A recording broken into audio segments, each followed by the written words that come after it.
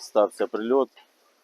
Він відбувся на території майданчика, нового майданчика дитячого ринку. Тобто тут зосереджені магазини дитячого одягу, іграшок і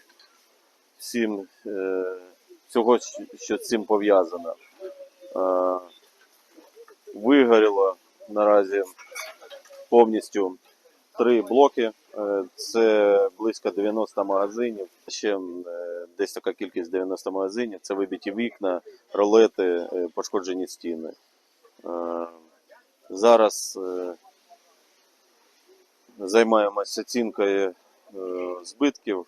Треба порахувати, скільки остаточно магазинів згоріло, і будемо займатися відновленням пошкоджених магазинів, переселенням орендарів пошкоджених.